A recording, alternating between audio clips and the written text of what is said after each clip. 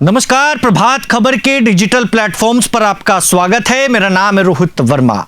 दिल्ली में विधानसभा चुनाव हुआ। चुनाव के बाद आज काउंटिंग का दिन है। भारतीय जनता पार्टी 40 सीटों पर बढ़त के साथ जीत हासिल करने वाली है। ये तमाम आंकड़े यही इशारा कर रहे हैं। मगर अरविंद केजरीवाल और उनकी पार्टी, आम आदमी पार्टी के संरक्षक अरविंद केजरीवाल हार चुके हैं। नई दिल्ली सीट से चुनाव लड़ रहे थे।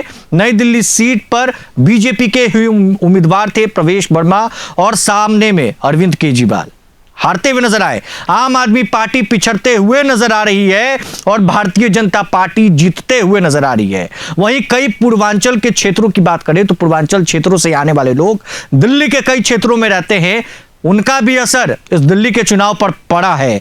बिहार में कितना असर पड़ेगा, क्या बिहार में विधानसभा चुनाव में भी यही खेल देखने को मिलेगा, तमाम चीजों पर हम विस्तार से चर्चा करेंगे। इस वक्त हमारे साथ न्यूज रूम में बिहार बीजेपी के प्रवक्ता हमारे साथ मौजूद है, प्रभात मलाकार जी। किस तरीके से इस चुनाव को देख रहे हैं? क्या जादू कर दिया आप लोगों ने कि दिल्ली में पूरा दिल्ली में बीजेपी में लोटस छा गया? कैसे हो गया? देखिए, ये दिल्ली की जनता का जादू है। अरविंद केजरीवाल को 3 शह ने डुबा दिया, शिकस्त दे दी। पहला शराब, दूसरा शीश महल और तीसरा साजिश, जो उन्होंने दिल्ली की जनता के साथ किया। और आप तो जानते ही हैं कि एक बिहारी 100 पे भारी होता है। और दिल्ली को बनाने में कहीं ना कहीं से बिहार वासियों का भी एक अमूल्य योगदान है, जिसका असर आज दिख गया।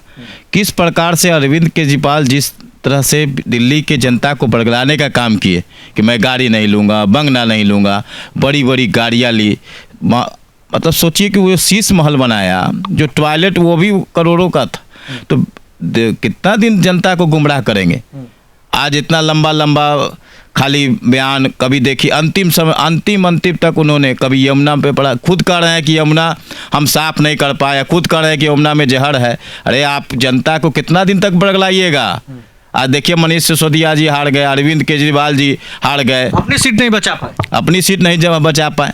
तो कहीं ना कहीं से दिल्ली की जनता ने इस बार मन बना लिया था और 27 वर्षों का वनवास जो है वह भाजपा का दिल्ली में पूरा हो गया।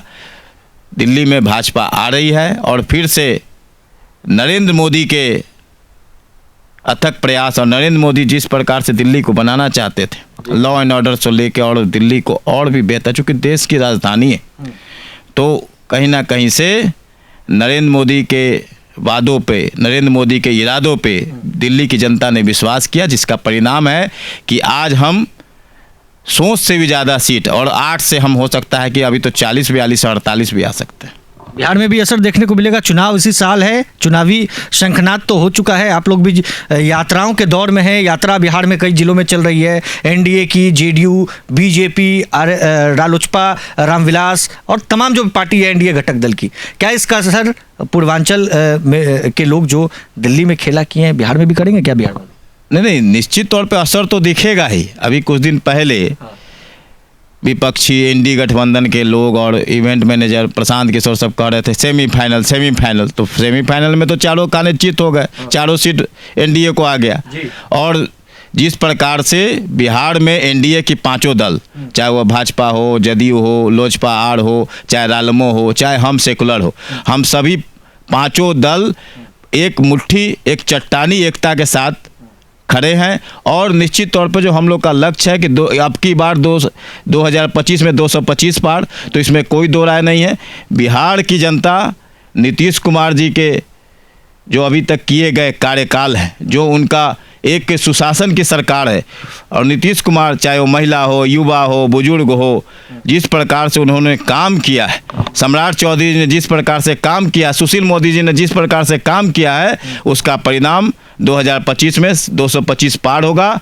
और कहीं ना कहीं से यह हवा बिहार के उपचुनाव से चली है, दिल्ली होते हुए बिहार आएगी और बिहार में 225 सीट पार करेंगे। 225 निश्चित तौर पर, दो राय नहीं। सामने में तेजस्वी यादव भी घूम रहे हैं और लोगों को कह रहे हैं कि देखिए तेजस्वी यादव अभी घूम रहे हैं कि किस क्षेत्र में कितना मोटा आसामी मिले, किस कैंडिडेट को हम चुन सके, कितना माल उतार सके, वो इसलिए घूम रहे हैं। वो माई बहन योजना की बात करते हैं और जब मौका मिलता है नेता प्रतिपक्ष को बनाने का विधान परिषद, तो माई को स्थापित कर देते हैं। टिकट की बात होती है तो बहन को टिकट दे देते हैं। तो ये लोग कहीं ना बाप की पार्टी है, ना माई की पार्टी है, ना A to Z की पार्टी है। ये सिर्फ लालू परिवार की पार्टी है आरजेडी, और ये लोग ठगने का काम कर रहे हैं। आज दिल्ली में देखिए ना क्या हुआ, तुरंत जो है कांग्रेस अरविंद केजरीवाल जी के साथ गलवैया करती है और तुरंत उनके खिलाफ लड़ती है। अलग अलग चुनाव लड़ रहे हैं। अलग अलग तो आप लोग भी लड़ रहे हैं ना, जेडीयू भी अलग। नहीं, जेडीयू को आज दिल्ली में एक सीट हमने दिया है।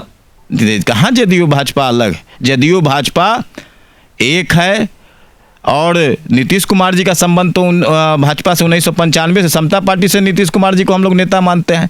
तो भाजपा और नीतीश जी का अनुनासिक संबंध है।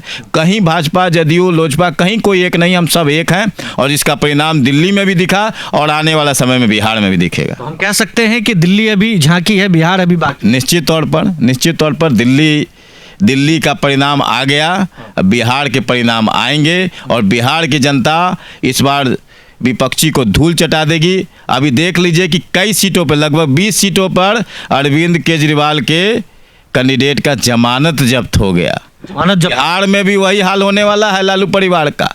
ये T1 T2 को नहीं चलेगा।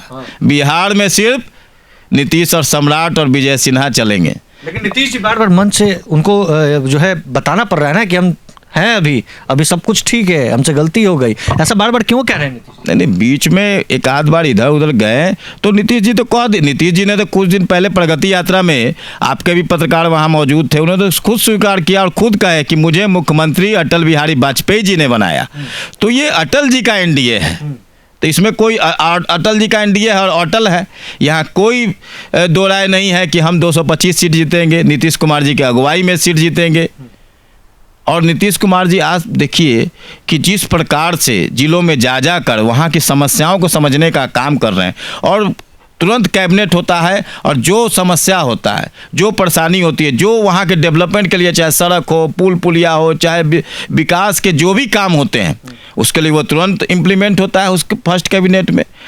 तो निश्चित तौर पर दिल्ली में जो अभी चुनाव हुए, पहले की जनता लगातार विवाद झेल रही थी, ये विवाद की सरकार थी, और अब नरेंद्र मोदी के विकास की सरकार होगी। तो विवाद बनस्पत विकास की सरकार दिल्ली में आ रही है। दिल्ली में मतलब मोदी मैजिक चल गया। निश्चित तौर पर मोदी मैजिक तो पूरा देश में चल रहा है, तो दिल्ली तो चलना ही चलना था। और निश्चित तौर पर जिस प्रकार से नरेंद्र मोदी जी ने बिहार देश के जीडीपी को कहाँ से, आज देखिए हम लोग 5वीं अर्थव्यवस्था से 3री अर्थव्यवस्था के पहुँचने के ऊपर है। आज देखिए कि 100% रेल इलेक्ट्रीफाइड हो गया, 60,000 किलोमीटर। जो कांग्रेस के 60 सालों के रीजन में मात्र 20,000 किलोमीटर इलेक्ट्रीफाइड हुआ था, आज 10-11 सालों में रेलवे 60,000 किलोमीटर इलेक्ट्रीफाइड, यानी कि 100% इलेक्ट्रीफाइड हो गया। आज 6 लेन है, 8 लेन है, आज वंदे भारत है, आज अमृत भारत है।